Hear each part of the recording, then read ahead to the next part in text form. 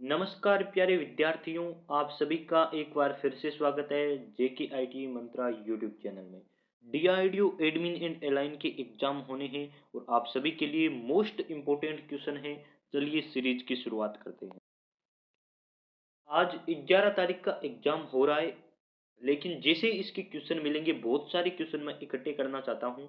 इसलिए जैसे ही बहुत सारे क्वेश्चन मिलेंगे, मैं आपको उपलब्ध करवा दूंगा। बस आपसे एक और रिक्वेस्ट करना चाहता हूँ, यदि आपके एग्जाम अभी नहीं हुए हैं तो क्वेश्चन जरूर बता दीजिए आकर। हम आपके लिए मेहनत करते हैं, आपको क्वेश्चन क्यों बताने हैं, इससे आपका भी फायदा है और आगे जिनका एग्जाम होगा उनका भी फायदा है। मान लेते हैं डीआरडीओ सेप्टेम्बर 11 आएगी, तब प्रीवियस ईयर क्वेश्चन के नाम से बच्चे सर्च करेंगे और आपके बताए हुए क्वेश्चन उनके लिए हेल्पफुल हो सकते हैं। तो जरूर इतनी मेहनत कीजिए, हम आपके लिए करते हैं, आपको भी थोड़ा थोड़ा करना होता है। अभी तक आपका एग्जाम नहीं हुआ है तो शेयर कर दीजिए, और यदि आज आपका एग्जाम हो चुका है या होने वाला है तो जरूर बताइए क्वेश्चन क्या क्या पूछे गए थे। एग्जाम में यदि कुछ टाइम है, जैसे कि 20 मार्च को एग्जाम है, 19 मार्च को एग्जाम है, तो वीडियो पर यानी कि चैनल पर काफ़ी कंटेंट उपलब्ध है, आप जाकर इसे स्टडी कर सकते हैं। DRDO admin and align playlist देख लीजिए, या फिर DRDO and UPPCL T playlist देख लीजिए। इतना भी टाइम नहीं है, दोनों प्लेलिस्ट को छोड़कर डीआरडीओ ब्रह्मास्त्र सीरीज देख लीजिए। सारा आपका जनरल अवेयरनेस, मैथ, रीजनिंग वहां से कवर हो जाएगा, पूरी गारंटी के साथ कहता हूँ। चलिए शुरुआत करते हैं। बस बच्चों को जोड़िए ताकि कंपटीशन का आपको भी पता चले कि बच्चे कितने होशियार है, आपका किन का कंपटीशन है, किन के साथ कंपटीशन है। और आपको लाइक तो करना ही है, शेयर एंड लाइक आपको करना है। चलिए शुरुआत करते हैं। सब्सक्राइब नहीं किया तो कर लीजिए। डीआरडीओ सेप्टेम्बर 10 पर हमने एक पर्सनल पीडीएफ बनाई है, या फिर आप इसे कह सकते हैं ई बुक बनाई है, और ई बुक में पूरा आपका सिलेबस रखा गया है, आप स्टडी कर सकते हैं। क्वेश्चन 250 नहीं है, क्वेश्चन आपको मिलेंगे 700 से ज़्यादा क्वेश्चन। तो आप जरूर पढ़िए इस क्वेश्चन पीडीएफ से, लिंक डिस्क्रिप्शन में दे रखा है, और लिंक से प्रॉब्लम हो तो टेलीग्राम पर मैसेज कर दीजिए, आप वहाँ भी इसे ले सकते हैं। चलिए बढ़ते हैं आगे क्वेश्चन की तरफ। पहला क्वेश्चन आपकी स्क्रीन पर है, कर दीजिए इस क्वेश्चन का आंसर। एक्स के पास 60 सिक्के हैं, आपको मान लेना है कोई एक्स है जिसके पास कितने सिक्के हैं, 60 सिक्के हैं, जिनमें से 1/2 भारतीय सिक्के हैं। यानी कि भारतीय सिक्कों की संख्या आपको पूछे तो आप 60 का 1/2 करके याद कर सकते हैं, यानी कि 30 सिक्के आएंगे। 1/6 अमेरिकन सिक्के हैं, उसके पास कितने सिक्के होंगे। तो आप भारतीय और अमेरिकन सिक्कों की संख्या याद कर कर 60 में से माइनस कर सकते हैं और आपका आंसर आ जाएगा। देखिए 60 टोटल है, तो आपको भारतीय सिक्के कितने दे रखे हैं, 1/2, और अमेरिकन दे रखे हैं 1/6। पहले तो इनको जोड़ लीजिए, इनको जोड़ेंगे तो कितना आएगा। एलसीएम वाला तरीका यूज कर लीजिए, यहाँ आएगा 6, और आपकी 3 + 1 यानी कि 4/6। अमेरिकन और भारतीय सिक्कों की संख्या आ गई 4/6, इसे काट दीजिए तो आप कहेंगे 2/3। अमेरिकन और भारतीय सिक्के कितने हैं, आप कहेंगे 2/3। अब टोटल आपको दे रखा है 60, 60 का 2/3 यानी कि आप कहेंगे 40, है ना। काटापीटी कर दीजिए, 40 सिक्के। भारतीय और अमेरिकन सिक्कों की संख्या है 40, तो अन्य सिक्कों की संख्या कितनी होगी, तो आप कहेंगे पूरे 60 है, 40 वो सिक्के हो गए, तो अन्य सिक्कों की संख्या होगी 20। आई होप आपको ये क्वेश्चन अच्छे से समझ आया होगा। सिंपल तरीके से आपको समझा दिया है, इतना तरीका 10th लेवल का बच्चा सेकंडों में कर सकता है, और सेकंडों में आंसर निकालना जरूरी है, क्योंकि 75 क्वेश्चन आएंगे। 60 मिनट का टाइम, यानी कि एक क्वेश्चन पर 1 मिनट से भी कम समय का टाइम मिलने वाला है। क्वेश्चन पढ़िए अगला। एक अनुपस्थित संख्या के साथ श्रृंखला दी गई है, यानी कि श्रृंखला तो दी है लेकिन उसमें एक संख्या गायब कर दी। दिए गए विकल्पों में से सही विकल्प चुनें जो संख्या को पूरा करेगा। तो आपको पहले तो ये श्रृंखला में बड़े अक्षरों में लिख देता हूँ। 4.6, 5.2, फिर 5.8। डीआरडीओ में सीरीज का 5.8, उसके बाद क्वेश्चन मार्क, उसके बाद 7 और 7.6। डीआरडीओ में नंबर सीरीज का क्वेश्चन बहुत ही इजी आएगा, ये आपको देख लेना है। अभी जो टेक्नीशियन ए के आया था उसमें भी ऐसे अंतर का क्वेश्चन था, जिसमें 8-8 का अंतर था। आपको ऐसे इजी क्वेश्चन प्रैक्टिस कर लेने हैं। उनके 10 नंबर की रीजनिंग थी, आपके 15 की हो जाएगी या 20 की है ना? 20 की है तो 1-2 क्वेश्चन आ जाएंगे ऐसा मान लीजिए, लेकिन इजी लेवल के क्वेश्चन आएंगे। अब देखिए इसमें आपको कितने का अंतर दिखाई दे रहा है, तो आप कहेंगे 0.6 का अंतर है। ये 4.6 में 0.6 जोड़ते हैं तो 5.2 आता है। सबको इतना तो पता है ना? हाँ जी। तो ये आपको देख लेना है कि 0.6 का अंतर है। आगे भी देखिए 0.6 का अंतर है, तो आगे भी हमें कितने का अंतर रखना चाहिए? तो आप कहेंगे इस सीरीज के अकॉर्डिंग हमें 0.6 जोड़ देने चाहिए, ताकि आपके बनेंगे 4 पॉइंट और इधर आ जाएगा 6, यानी कि 6.4 इस क्वेश्चन मार्क की जगह आ रहा है। फिर आगे देख लेते हैं क्या हमारा सही है। तो 6.4 में 0.6 जोड़ते हैं तो 7 आता है, 7 में 0.6 जोड़ते हैं तो 7.6 आता है। जी हाँ, आपका क्वेश्चन और आंसर सही है। ऑप्शन नंबर बी इसका सही आंसर है। 6.4 इसका आंसर आएगा। और ये नंबर सीरीज का क्वेश्चन पुराने पेपर में पूछा गया है। मैं सारे आईटीआई बेस्ड जो भी 10th लेवल के पेपर होते हैं उनसे ही क्वेश्चन लाता हूं और आपको प्रोवाइड करवा देता हूं। आयत का क्षेत्रफल कितना है जिसका विकर्ण 17 है, चौड़ाई 8 है? और इस क्वेश्चन को आप कर सकते हैं यदि आपने 10th तक पढ़ाई की है तो 10th लेवल के क्वेश्चन डीआरडीओ में देखने को मिलेंगे। मैं आपको शुरू से कहता आ रहा हूँ 10th लेवल पढ़ लीजिए, आपका आईटीआई बेस्ड सारे एग्जाम क्लियर हो जाएंगे। इसरो, डीआरडीओ, यूपीपीसीएल, टीजी2 और ये सारे एग्जाम, डीएमआरसी दिल्ली मेट्रो होती है ना वो वाली भी, और एडमिन एंड अलाइन में भी ऐसे क्वेश्चन आते हैं। अब देखिए और क्या क्वेश्चन है। आयत का क्षेत्रफल आपको ज्ञात करना है, कर लेंगे तो, लेकिन आपको क्षेत्रफल का फॉर्मूला पता होना चाहिए। क्षेत्रफल होता है लंबाई इंटू चौड़ाई। फॉर्मूला याद है ना? लंबाई इंटू चौड़ाई आपकी आयत का क्षेत्रफल होता है। आयत का विकर्ण दे रखा है, चौड़ाई दे लिखी है, लेकिन लंबाई नहीं दे रखी। लंबाई कैसे ज्ञात करेंगे? तो आपको आयत के विकर्ण का फॉर्मूला पता होना चाहिए, और विकर्ण का फॉर्मूला होता है कि आयत का विकर्ण बराबर होता है आपकी root L square plus B square. L square B square क्या होता है? लंबाई का स्क्वायर प्लस चौड़ाई का स्क्वायर। अब देखिए विकर्ण आपको दे रखा है 17 बराबर रूट एल स्क्वायर की जगह क्या रखेंगे? आप कहेंगे एल दे नहीं रखा है, एल का स्क्वायर रख देंगे। बी स्क्वायर की जगह क्या रखेंगे? आप कहेंगे 8 का स्क्वायर रख देंगे, रख दिया। आगे नए पेज पे लेता हूं मैं इसे। तो हमारी जो समीकरण बनी थी वो बनी थी 17 बराबर रूट एल स्क्वायर प्लस 8 का स्क्वायर, मैं यही लिख देता हूँ 64। अब देखिए ये अंडर रूट इधर हटेगा तो 17 पर लग जाएगा, तो 17 का स्क्वायर करना है। ये लीजिए 17 का स्क्वायर कर देंगे, एल स्क्वायर प्लस 64। अब 17 का रूट याद है क्या कितना होता है? तो शायद आप सभी को याद होगा, याद नहीं है तो आप लिख लीजिए 289, और एग्जाम में मल्टीप्लाई करके आप कर सकते हैं। एक तरीका और बता देता हूँ स्क्वायर निकालने का, उसके बाद आगे करेंगे।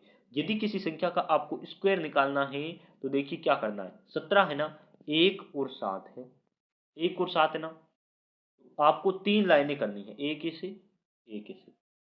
इधर आपको 7 का स्क्वायर करना है, इधर आपको 1 का स्क्वायर करना है। तो 7 का स्क्वायर आप एक बार लिखें ना। बीच में क्या करना है? बीच में 1 को गुणा करना है, इस 1 को इस 7 से गुणा कीजिए। फिर इसको 2 से गुणा कर दीजिए, यानी कि दो संख्याएं उनको आपस में गुणा करके उनका 2 गुना कर देना है।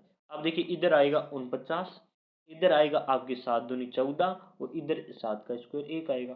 फिर आपको एक एक अंक लिखना है, यानी कि इसका 9 लिखा, फिर ये 4 इसमें ऐड हो जाएगा, तो 14 और 4 18 का 8 लिखना है, और 18 का जो 8 लिख दिया, एक इधर गया वो एलसीएम में 289 आप इस प्रकार से ज्ञात कर सकते हैं। आई होप ये वैदिक गणित का फॉर्मूला आप सभी को पता है, हमारे स्कूल में सिखाया करते थे, तो आपने भी सीखा होगा अपने स्कूल लेवल में।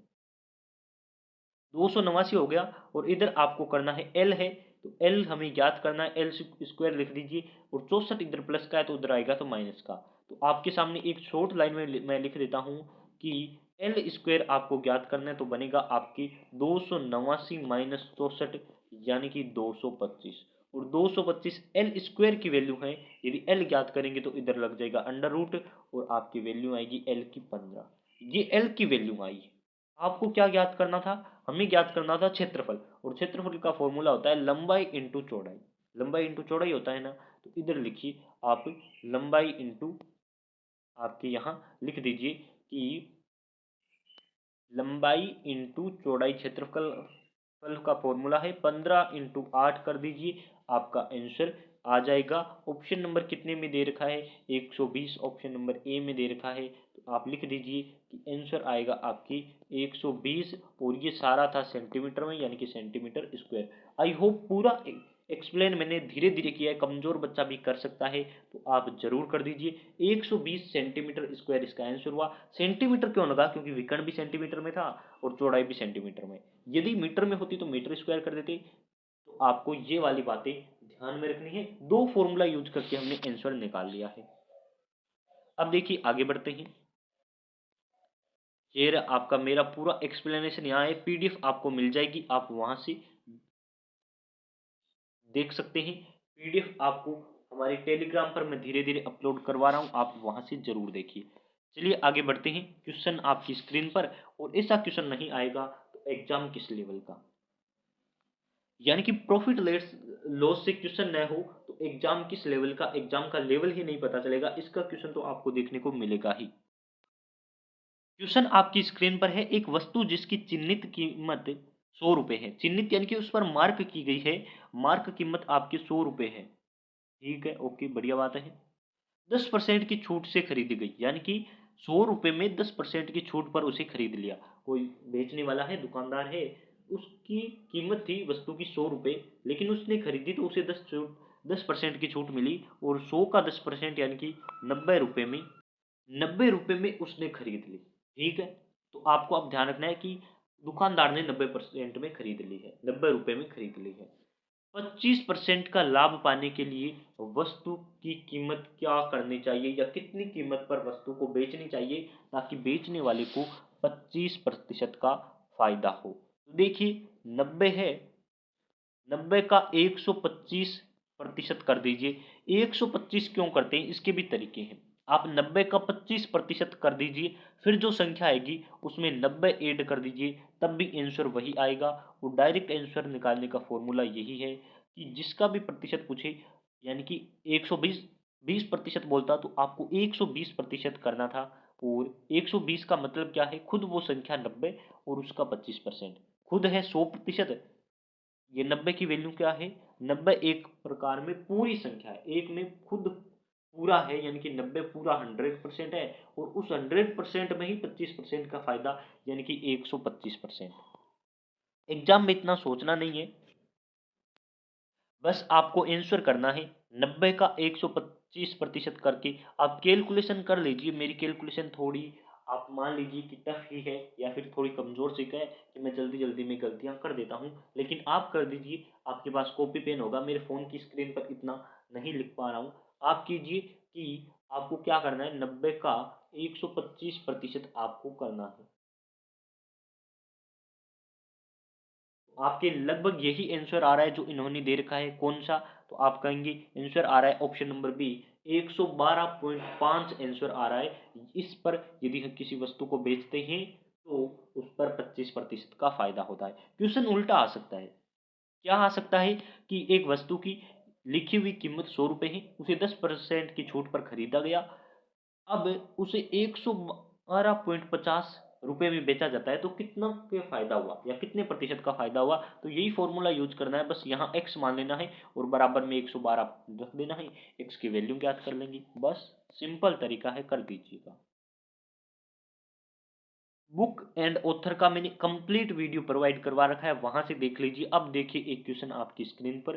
पुस्तक एक जीवन पर्याप्त नहीं, one life is not enough, किसकी पुस्तक है, यानी कि इसके लेखक कौन है, क्वेश्चन पूछ लिया। One life is not enough यानी कि एक जीवन पर्याप्त नहीं है, ये किसकी पुस्तक है, तो इनको आंसर दे रखा है नटवर सिंह, और ये क्वेश्चन पुराने पेपर में पूछा गया है, याद कर लीजिए। अब मैं एक दो इंपॉर्टेंट पुस्तक आपको बता देता हूं, जैसे कि गीत गोविंदम किसकी है, ये पूछा गया था, तो जयदेव याद रखना है, ये एसटीएबी के एग्जाम में पूछा गया था। एक ये क्वेश्चन आता है, an era of darkness, darkness ये पुस्तक किसकी है, तो ये रही इसका ऑप्शन शशि थरूर। शशि थरूर की पुस्तक का नाम है एन ईरा ऑफ डार्कनेस, यानी कि एक युग मान लीजिए, या फिर एक समय अवधि अंधकार की या अंधकार उजाले की, इस प्रकार से डार्कनेस आप देख लीजिए क्या होता है। तो ये आपको ध्यान रखना है, इंग्लिश में लिखा हुआ आता है। पुस्तक का नाम और ऑथर याद कर लीजिए। फिर कुछ और पुस्तकें आती हैं, जैसे मैंने आपको करवा रखा है, आप पुरानी वीडियो में देख लीजिए कि पुस्तकों के बारे में पूछा जाता है, एनी बिसेंट की पूछी जाती हैं पत्रिकाएँ। आप उनको ज़रूर पढ़ कर जाइए, पहले से मैंने अच्छे से करवा रखी है। जब किया गया कार्य सबसे अधिक हो तब बल की दिशा और विस्थापन की दिशा के बीच का कोण पूछा है। बहुत ही अच्छा क्वेश्चन है, हर कोई इसे इजीली कर सकता है। अब देखिए मान लेते हैं विस्थापन किसे कहता है, पहले तो आपको वो पता होना चाहिए। मान लेते हैं कोई व्यक्ति यहाँ से चलना शुरू करता है, 5 किलोमीटर चला, फिर इधर चलता है 6 किलोमीटर चला, तो टोटल दूरी उसने 11 किलोमीटर तय की। लेकिन विस्थापन क्या होता है? विस्थापन होता है प्रारंभिक और अंतिम बिंदुओं के बीच की न्यूनतम दूरी, यानी कि दोनों के बीच में ये न्यूनतम दूरी ये वाली है ना, ये विस्थापन होगी। और विस्थापन दूसरी एग्जांपल के लिए आप समझ सकते हैं कि मान लेते हैं कोई गोला बनाते हैं इस प्रकार से, और कोई व्यक्ति यहाँ से चलना शुरू करता है और यहाँ तक चलता है, तो इसका विस्थापन इतना है। लेकिन वह यहाँ से चलना शुरू करता है, पूरा चक्कर लगाता है, तो उसने कार्य तो अधिक किया है, लेकिन विस्थापन इसी पॉइंट से शुरू किया है और इसी पॉइंट पर खत्म हो गया है, यानी कि विस्थापन बहुत कम है। तो विस्थापन जीरो ही मान सकते हैं, क्योंकि विस्थापन कुछ है ही नहीं। यहाँ से शुरू किया है और एक एक चक्कर लगाया इसने, और इस प्रकार से यहाँ वापस आ गया है, तो विस्थापन नहीं है। मान लेते हैं यहाँ से शुरू करता और यहाँ जाके रुक जाता, तो ये विस्थापन इतना होता, कुछ न कुछ किलोमीटर में, मीटर में हो सकता था।